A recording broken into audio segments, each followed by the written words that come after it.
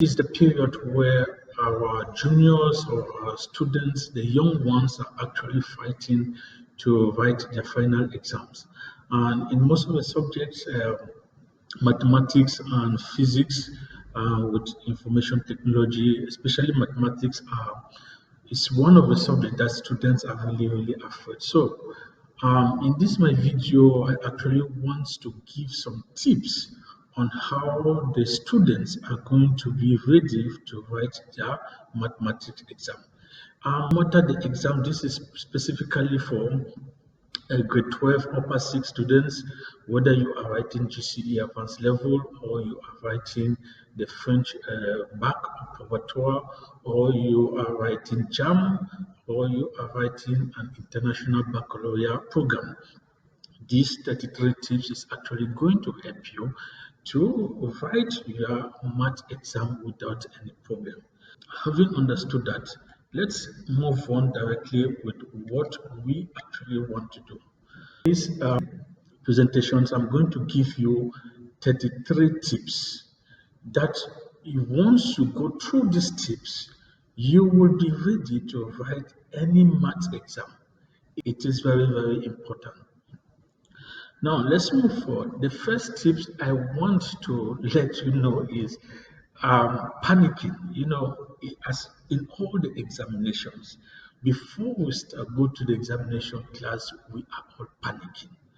Please, these are realities. They are things that are going to happen, and we need to be prepared. So, when you hear about physics examination, math examination, computer science examination, please do not give up too easily. Do not panic.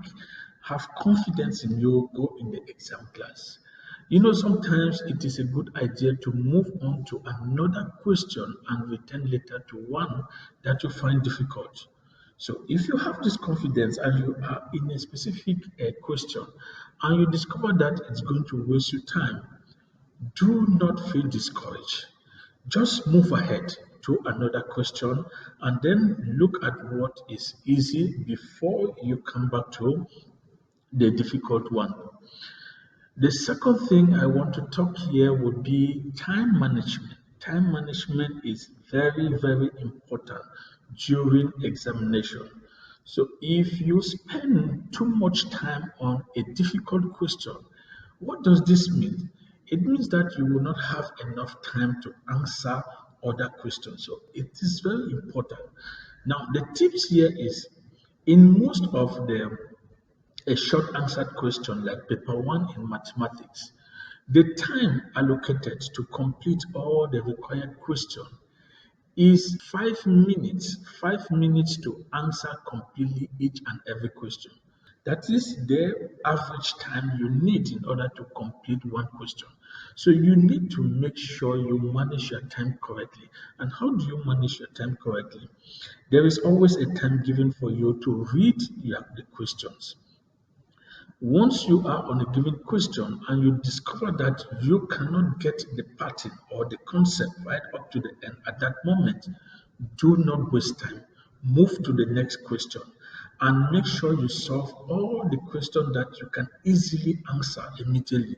Because from reading, you get the concept and you see from where you are going to start to where you are going to end. If you make a mistake, on your paper you have to draw just a single line over your work. And I'm going to illustrate this on a Jamboard. So let's say, look at this diagram. I need to find, let's say, an angle. So they said, let me look an angle on this diagram. Now, what I'm going to do is I'm going to use a rule. For example, the sine rule. This is not the sine rule. This is not the correct sine rule. What are you going to do? You do not cancel like this. That is dirty work. And the examiner will not be happy to see this type of work. So what you do, as an advice, you write the correct sine rule. Sine A over A is equal to sine B over B is equal to sine C over C. Then what you do is you just draw one straight line to cancel what you have done wrong. The fourth point says include relevant explanations. It is very important for you to make the examiner to understand what you are doing. And I'm going to take this specific example here. I just go ahead by fitting in, taking in the sine rule, but this is not the correct approach because there are so many rules that you can use here. You can use the cosine rule, you can use the sine rule, you can even use Pythagoras theorem if you divide the triangle into sub-triangles. So there are many trigonometric rules and identity that you can use. For you to make the examiner to understand that you master your course and you are the one doing it, you need to actually say you are going to use the sine rule. This is what we call including explanation. That is telling the examiner what you are doing. Make sure you avoid some shortcuts, especially algebraic shortcuts, when you are dealing with algebra. Now, if you come here, now from this step, I'm not just going directly to say, okay, my angle B is equal to, let's say, for example, my angle B is equal to 25 degrees, for example. Now, remember, you have marks that are allocated for algebraic working. So what I'm going to do in this case, I will come and will take just two pairs because an algebraic equation must have the left-hand side and the right-hand side. So in this case, I will say, okay, this implies sine A over A is equal to sine B over B. And in this case, I will say I'm going to cross multiply. Or in other words, you can say you are going to multiply both sides by BA in order to eliminate the unknowns. Do not just make shortcuts by saying that this is equal to this. What will happen? The examiner will give you a mark for the correct answer if at all you have it correctly, and you will lose marks for the working step if at all you were given 3 marks for this particular question. But if you do your working correctly by following all the algebraic steps, even if you get the marks wrongly, what is happening is that if your working steps are correct and you have the wrong answer, you will have 2 marks in your working step and only the final answer will be wrong. So you see exactly what is really important. And another important thing in working step is that, let's say instead of you to put A is equal to 1 and you put A equal to 2, the examiner will consider this error. So there will be what we call a penalty. That penalty will just be -1. And the examiner will use the tool that you have put here, following your working step, and give you even the marks on if you have the answer, the correct answer using this wrong value, then the examiner is going to give you your marks. So it is important. It is of your best interest not to take algebraic shortcuts. It is best to make diagrams and graph large, clearly drawn with all appropriate labels. And this will apply to a question like this. If an exact answer is not too difficult or tedious to obtain, then it is best to give the exact answer. And this goes on mostly on trigonometric values or even any other values where they tell you find the exact value. And for example, let's say you have sine a certain value x is equal to gives you 1 over root 2. Now, if they tell you to look for an exact value, it is very important that you leave this value as such, because if you put this value into decimal. It is not an exact value. You have to make sure you take key phrases in any examination. And most of the important, when we talk about key phrases, is not only hence or write down or show that, which are also important, but you need to look at the quantities that has been given to you, the information that has been given to you in that question. Those informations helps you to solve that question. It's very important. Now, we already know we must look on those quantities. So that's why I will not talk about that too much. But phrases like hence, show that, write down, or you need to be very careful. When you see these words, highlight them or underline them because those words will help you to easily move forward with your answer. For example, show that 2n minus 1 all squared plus 2n plus 1 all squared is equal to 8n squared plus 2. So this is very clearly. Now, in this fault, you have two good words, important words, show that and hence. When they said show that, this actually answers point 9. Point 9. When they say do not walk backwards, so don't move from year to year. You need to take from the left hand side and prove the right hand side, and not the right hand side to prove the left hand side because they have given you the answer. So this is simple because you are going to expand, you are going to distribute, and once you do your distributive properties, then you will come and simplify, you will come out with this. They said hence or otherwise, prove that the sum of the squares of any two consecutive odd integers is even. What does this mean? You are going to use the information you have in the first question to answer the second question. That's exactly what it means.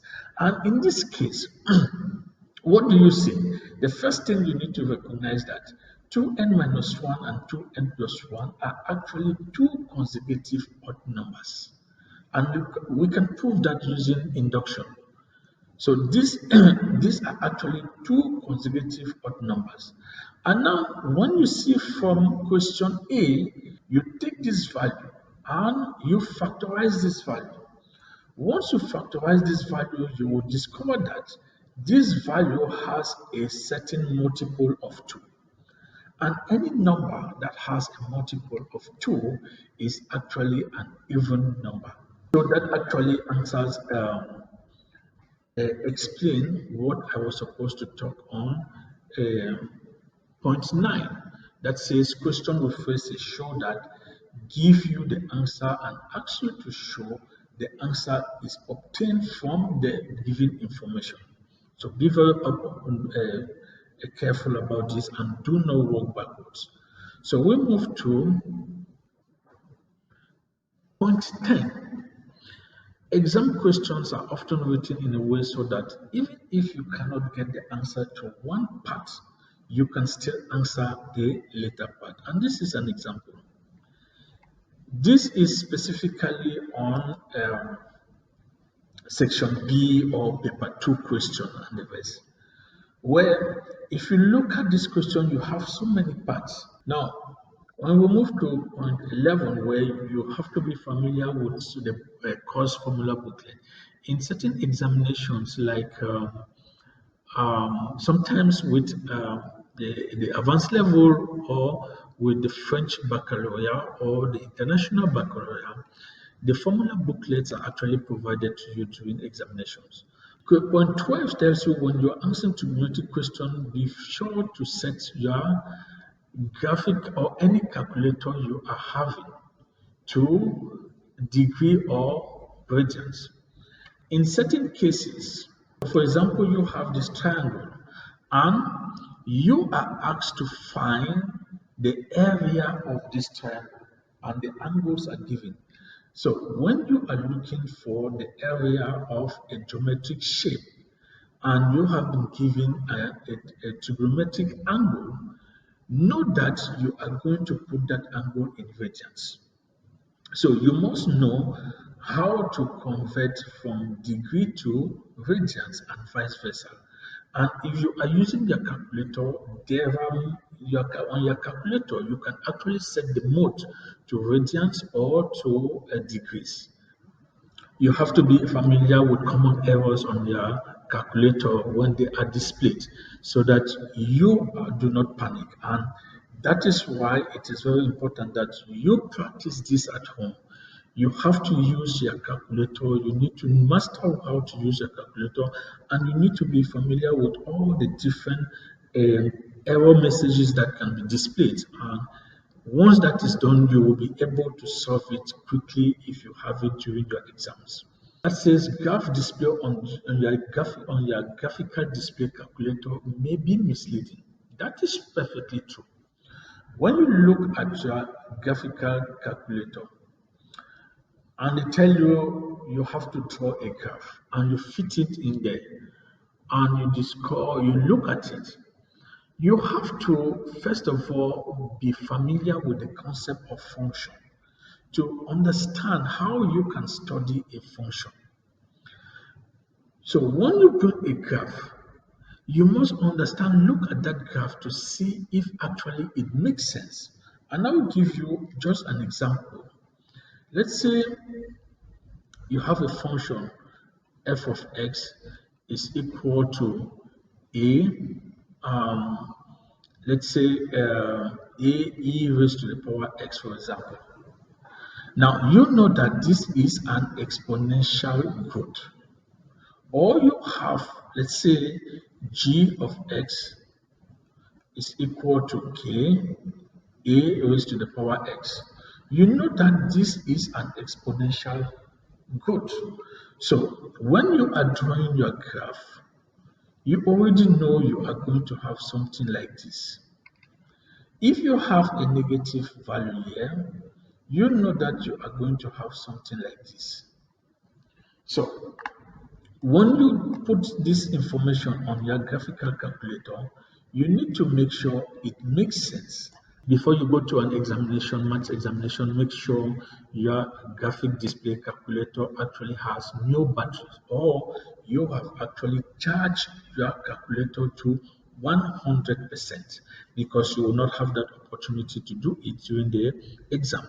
Point 16 actually tells you that um, there are some questions in section A and B that are in order of difficulty, and that is true in any of the math exam. If you are writing paper 1, question 2, question 3, there will be mostly very easy questions that you can answer very fast. But as you start moving downwards, you start getting more complicated questions. So prepare yourself on this type of scenario. Now, like I said, in question in section A of paper 1 are actually short answers questions where they are testing you in a limited amount of syllabus items. This is an example of section A of paper 1 question. So you discover that the question contains sequences and even a number theory.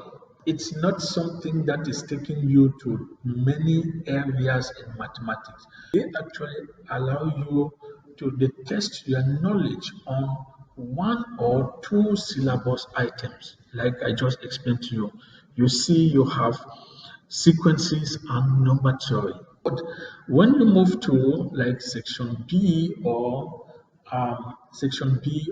paper 2 or paper 3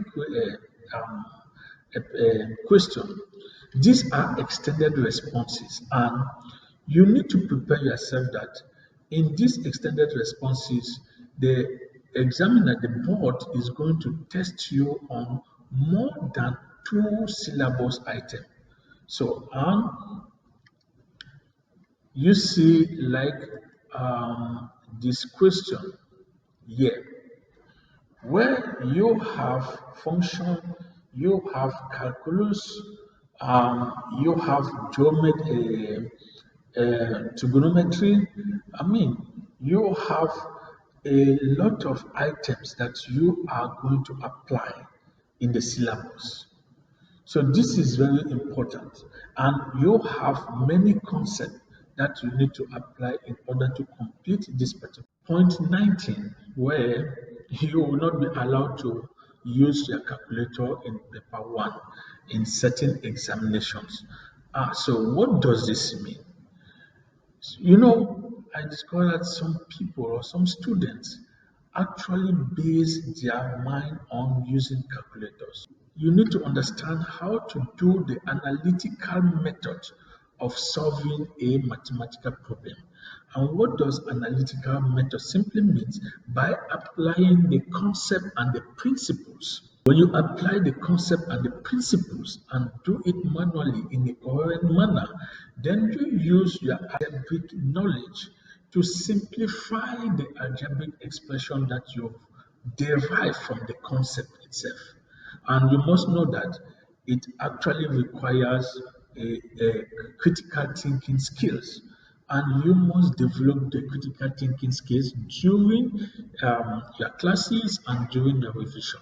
So point 20, where they said on paper 2, if you solve an equation by means of a graph on your calculator.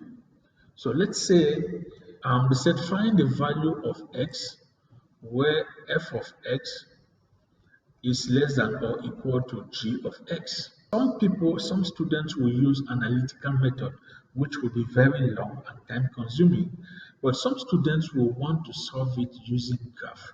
So they will go on the GDC, they will plot the graph of f of f, and they will plot the graph of g of f using the same domain and the same range. Then they will look at the region, the point of intersection between these two graphs, and they will see exactly the areas where f of x is greater or equal to g of x. And then they can easily answer the question. When you do that, it is a must for you to take that graph and sketch it on your answer sheet. That is what is going to represent your coherent, analytical, and algebraic working steps. If you do not do so, the examiner will mark your question wrong because you have not shown how you actually got that answer.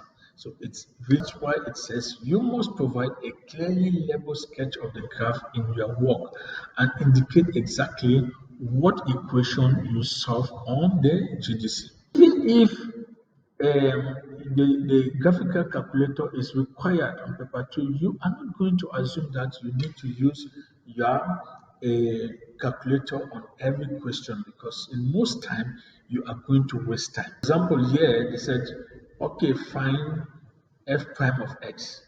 You will start fitting in the equation or using the n derivative function.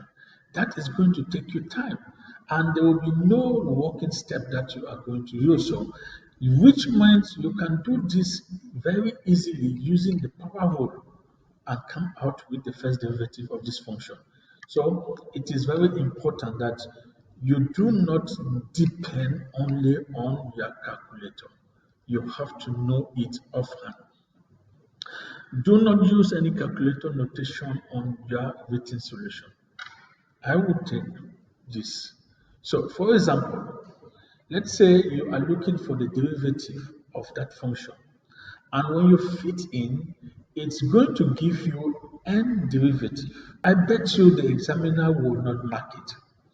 How do you use the calculator? That's why I said you should actually use the correct mathematical symbol that we are using in mathematics, as if you are doing the question analytically. And this actually also takes us to another advice. If you have a question, and this happens mostly with financial compound interest, depreciation, amortization, it happens with statistics and probability, where you are going to use their calculator in order to find the amount that somebody is going to save in after 10 years, or if it is statistics where you are going to look for the equation of the regression line. So some students, what they did, they fit in the information on the calculator and they just take the answer and put it on their answer sheet. That doesn't work. What you need to do here is, let's say you are looking for, you want to go compound interest. You need to actually rewrite all the computing values that, or all the values, the process that you have computed on your calculator. So for example, if PV is equal to this, you've entered PV, which is equal to 500, you need to write it. You need to say, okay, from here, graphical display calculator. On your graphical display calculator, you have actually used the financial option, the financial function, in order to come out with your answer. And when you use the financial option function, this is what you have computed. Your PV was equal to this, your R is equal to this, your T is equal to this, and your N is equal to this. And you will find out once you compute, you have the FV. So um, on your calculator, you are going to get the value of FV after you have computed all these values. This is what is going to represent your working steps. If you do not produce this, you will not have it. Some students, they only, for example, if it is by statistics, and the students are looking for the probability of, let's say, x is less than or equal to 4, and this is a binomial distribution. Some students, they will just say, okay, from my calculator you have binomial uh, probability function, P probability distribution function, and I have x is equal to 4. I have my values, you have other values that you are going to fit in, and this gives you a value 0 point something. No, this is wrong. You need to actually show exactly, look at what you have done on your calculator, what is displayed, what you are actually typing, fitting in, and rewrite all those information on your answer sheet so that the examiner will understand exactly what you have done before you come out with this question, with this answer. This is really important for you guys,